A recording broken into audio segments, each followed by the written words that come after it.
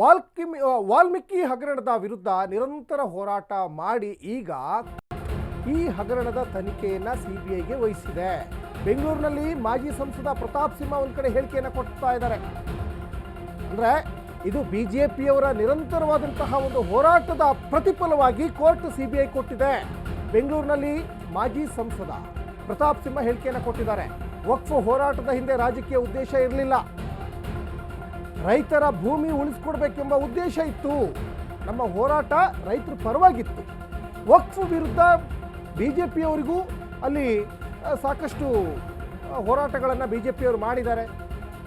ಮತ್ತೊಂದು ಕಡೆ ನಾವು ಹೋರಾಟಗಳನ್ನು ಮಾಡಿರುವಂತಹ ಪ್ರತಿಫಲವಾಗಿ ಇವತ್ತು ವಕ್ಫ್ ಭೂಮಿ ಇವತ್ತು ವಕ್ಫ್ ಬೋರ್ಡಿಗೆ ಹೋಗ್ದೇ ರೈತರ ಪರವಾಗಿ ಉಳ್ಕೊಂಡಿದೆ.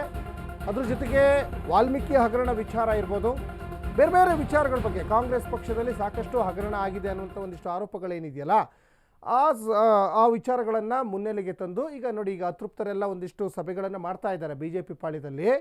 ಇವರು ಆ ಸಂದರ್ಭದಲ್ಲಿ ಪ್ರತಾಪ್ ಸಿಂಹ ಹೇಳಿಕೆಯನ್ನು ಕೊಟ್ಟರು. ರೈತರ ಭೂಮಿ ಉಳಿಸ್ಕೊಡ್ಬೇಕೆಂಬ ಉದ್ದೇಶ ನಮಗಿತ್ತು, ಹಾಗಾಗಿ ನಾವು ವಕ್ಫ್ ವಿಚಾರದಲ್ಲಿ ನಾವು ಹೋರಾಟವನ್ನು ಮಾಡಿದ್ವಿ.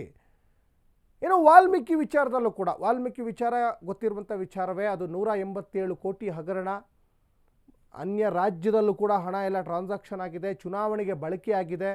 ಇನ್ನು ವಾಲ್ಮೀಕಿ ನಿಗಮಕ್ಕೆ ಅಂತ ಇಟ್ಟಂತಹ ದುಡ್ಡು, ವಾಲ್ಮೀಕಿ ಜನಾಂಗದವರಿಗೆ ಇಟ್ಟಂಥ ದುಡ್ಡು ಅದು ದುರುಪಯೋಗ ಆಗಿ ಆ ಖಾತೆ ನಿಭಾಯಿಸ್ತಾ ಇದ್ದಂಥ ಬಿ ನಾಗೇಂದ್ರ ಸಚಿವ ಸ್ಥಾನಕ್ಕೆ ರಾಜೀನಾಮೆ ಕೊಡಬೇಕಾಯಿತು, ಜೈಲ್ ಪಾಲ ಆಗಬೇಕಾಯಿತು, ಎಲ್ಲ ಸಮಸ್ಯೆಗಳಾಯಿತು. ಆಮೇಲೆ ಆ ವಾಲ್ಮೀಕಿ ನಿಗಮಕ್ಕೆ ಸಂಬಂಧಪಟ್ಟಂಗೆ ಅಧ್ಯಕ್ಷರುಗಳನ್ನು ಎನ್ಕ್ವೈರಿ ಮಾಡಿದರು, ನಾಗೇಂದ್ರ ಜೈಲ್ ಪಾಲಾದರು. ಮತ್ತು ಬೇರೆ ಬೇರೆ ಈಗ ಬಳ್ಳಾರಿ ಭಾಗದ ಕೆಲವೊಂದಿಷ್ಟು ಕಾಂಗ್ರೆಸ್ ರಾಜಕಾರಣಿಗಳಿಗೂ ಕೂಡ ಇಡಿ ರೈಡ್ ಆಯಿತು ಮೊನ್ನೆ. ಅದನ್ನೆಲ್ಲ ಒಂದಿಷ್ಟು ಪ್ರಸ್ತಾಪವನ್ನು ಮಾಡ್ತಾ ಇದ್ದಾರೆ ಪ್ರತಾಪ್ ಸಿಂಹ. 187 ಕೋಟಿ ರೂಪಾಯಿನ ಮಿಸ್ಯೂಸ್ ಮಾಡಿದ್ರು. ಆ ಮಿಸ್ಯೂಸ್ ಮಾಡುವಾಗ ಅದನ್ನು ಯಾವ ಡಿಪಾರ್ಟ್ಮೆಂಟ್ ಇಂದ ರಿಲೀಸ್ ಆಗಿದ್ದು? ಫೈನಾನ್ಸ್ ಡಿಪಾರ್ಟ್ಮೆಂಟ್ ಇಂದ. ಫೈನಾನ್ಸ್ ಮಿನಿಸ್ಟರ್ ಯಾರು? ಈಗಿರೋ ಮುಖ್ಯಮಂತ್ರಿನೇ ಫೈನಾನ್ಸ್ ಮಿನಿಸ್ಟರ್ ಆಗಿರೋದ್ರಿಂದ ಆ ಫೈನಾನ್ಸ್ ಮಿನಿಸ್ಟರ್ನ ಅವರಿಗೆ ಹೊಣೆಗಾರಿಕೆಯನ್ನು ಕೇಳಲೇಬೇಕಾಗುತ್ತೆ ಅಂತ ಹೇಳಿ ಅದ್ರ ಬಗ್ಗೆನೂ ಕೂಡ ಯೋಚನೆಯನ್ನು ಮಾಡಿದ್ರು. ಅಷ್ಟು ಮಾತ್ರ ಅಲ್ಲ, ಆ ಚುನಾವಣೆ ದುಡ್ಡನ್ನ ಎಲ್ಲಿ ದುರ್ಬಳಕೆಯನ್ನು ಮಾಡ್ಕೊಂಡಿದ್ದಾರೆ? ಆ ದುರ್ಬಳಕೆಯನ್ನು ಮಾಡಿಕೊಂಡಿದ್ದು ಬಳ್ಳಾರಿ ಮತ್ತು ರಾಯಚೂರು ಲೋಕಸಭಾ ಚುನಾವಣೆಯಲ್ಲಿ ಹೆಂಡ ಖರೀದಿ ಮಾಡ್ಲಿಕ್ಕೋಸ್ಕರ ವಾಲ್ಮೀಕಿ ಹಗರಣದ ದುಡ್ಡನ್ನ ದುರುಪಯೋಗ ಮಾಡಿಕೊಂಡಿದ್ರು. ಹಾಗಾಗಿ ಕಾನೂನಿನ ಒಂದೊಂದು ಅಂಶಗಳನ್ನು ಕೂಡ ತೆಗೆದು ಕೊನೆಗೆ ಅರವಿಂದ್ ಲಿಂಬಾವಳಿಯವರು, ನಮ್ಮ ರಮೇಶ್ ಜಾರಕಿಹೊಳಿ ಸಾಹುಕಾರರು, ಹಾಗೆ ಕುಮಾರ್ ಬಂಗಾರಪ್ಪನವರು, ಇವರು ಮೂವರ ನೇತೃತ್ವದಲ್ಲಿ ಹೈಕೋರ್ಟ್ನ ಅಪ್ರೋಚ್ ಮಾಡಿ ಅರವಿಂದ್ ಲಿಂಬಾವಳಿ ಸಾಹೇಬರು ಒಬ್ಬರು ಸೂಕ್ತವಾದಂತಹ ವಕೀಲರನ್ನ ನೇಮಕ ಮಾಡಿದ್ರು.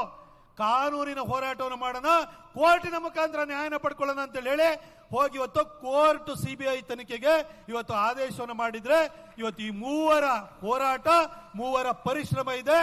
ಇವರು ಇದ್ರ ಹಿಂದೆ ರಾಜಕೀಯ ಉದ್ದೇಶ ಇರಲಿಲ್ಲ, ಇದ್ರ ಹಿಂದೆ ಸದುದ್ದೇಶ ಇತ್ತು. ನಾಯಕ ಜನಾಂಗಕ್ಕೆ ನ್ಯಾಯ ಕೊಡಿಸಬೇಕಿತ್ತು. 24,000 ಕೋಟಿ ರೂಪಾಯಿ SCP ಸ್ಪೆಷಲ್ ಕಾಂಪೋನೆಂಟ್ ಪ್ರೋಗ್ರಾಮ್ ಅಂತ TSP ಟ್ರೈಬಲ್ ಸಪ್ಲಾನ್, ಅದಕ್ಕೋಸ್ಕರ ಹೋರಾಟವನ್ನು ಮಾಡಿದ್ರು. ವಾಲ್ಮೀಕಿ ಜನಾಂಗಕ್ಕೆ ನ್ಯಾಯ ಕೊಡಿಸಬೇಕು ಅಂತ ಹೇಳಿ ಕೋರ್ಟ್ ಅನ್ನು ಅಪ್ರೋಚ್ ಮಾಡಿದ್ರು.